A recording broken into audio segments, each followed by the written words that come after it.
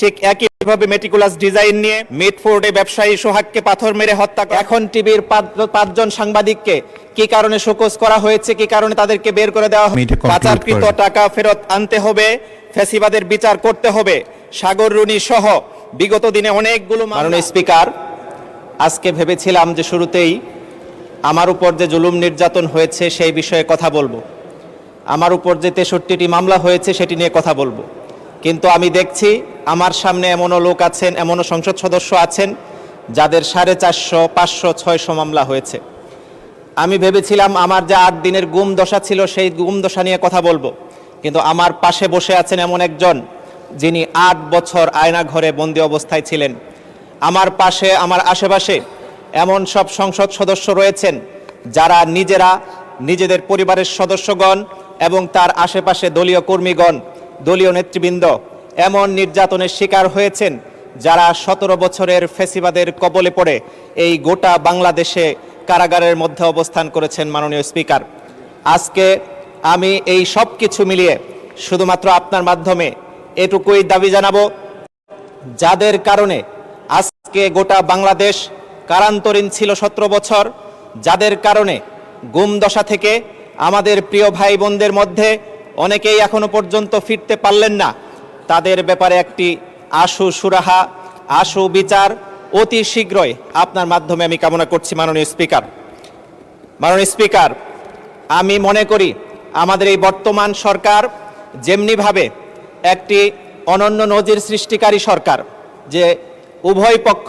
আজকে treasury bench এবং বিরোধী দল উভয় পক্ষ আমাদের এই দেশের কল্যাণার্থে কাজ করার জন্য শপথ নিয়েছে, কিন্তু আমরা দেখছি বিগত ফ্যাসিবাদী আমলের যে চেতনা, যে চিন্তাধারাকে সামনে রেখে আমরা দুঃখ পেয়েছি, কষ্ট পেয়েছি, এই সব নতুন করে আবার আয়োজনের জন্য উদ্যোগ নেওয়া হচ্ছে।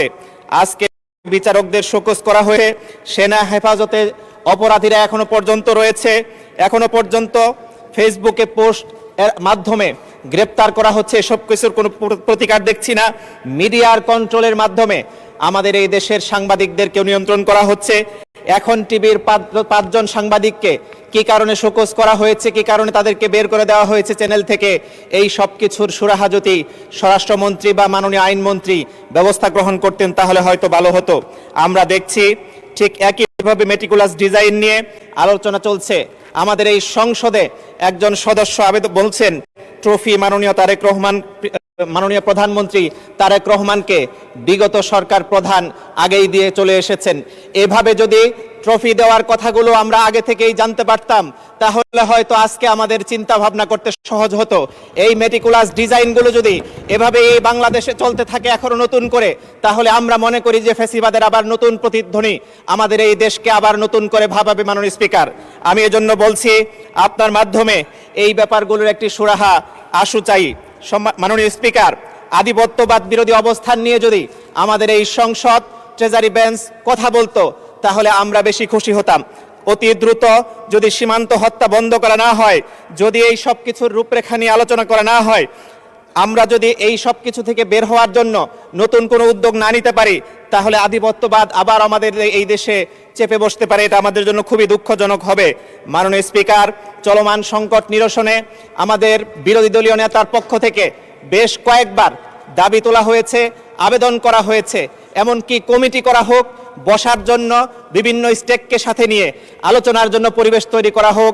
এই বিষয়গুলো বারবার বলার পরেও এখনো পর্যন্ত আমরা কিন্তু কোনো উদ্যোগ দেখছি না, অথচ তেল সমস্যায় আমি আমার নিজের গাড়ি পর্যন্ত কনভার্সনের দিকে চলে যেতে বাধ্য হচ্ছি।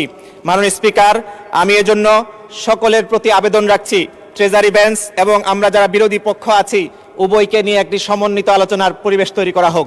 মাননীয় স্পিকার, বিভিন্নজন বিভিন্নভাবে, কেউ এলাকা, কেউ আপনার সাথে পার্সোনাল সম্পর্ক, নানানভাবে সময় বেশি নিয়েছেন, আমি কোনভাবে নিব জানি না, তবে আমার অবহেলিত এলাকা শেরপুরের জন্য কিছু কথা বলতে চাই। এজন্য যদি আমাকে কিছু সময় একটু বাড়ি দেওয়া হয় আপনার প্রতি কৃতজ্ঞ থাকব। মাননীয় স্পিকার, অনেক পথ পাড়ি দিতে হবে বলেই আমরা মনে করছি আমাদের এই সরকারকে। আমরা অনেক কিছু সংস্কার করব বলে ভাবছিলাম, ঢেলে সাজাতে হবে বলে ভাবছি। মাননীয় সদস্য, আমার সাথে যোগাযোগ করে কেউ সময় বাড়াতে পারে না, সময় দেয় আপনাদের হুইপরা। যাও, এক মিনিট বলেন, আর এক মিনিটে কমপ্লিট পাচারকৃত করেন। টাকা ফেরত আনতে হবে, ফ্যাসিবাদের বিচার করতে হবে। সাগর রুনি সহ বিগত দিনে অনেকগুলো মামলা আমাদের সামনে এখনো পর্যন্ত আছে। মিটফোর্ডে ব্যবসায়ী সোহাগকে পাথর মেরে হত্যা করা হয়েছে, সেই সব কিছুর বিচারও কিন্তু আমাদের করতে হবে।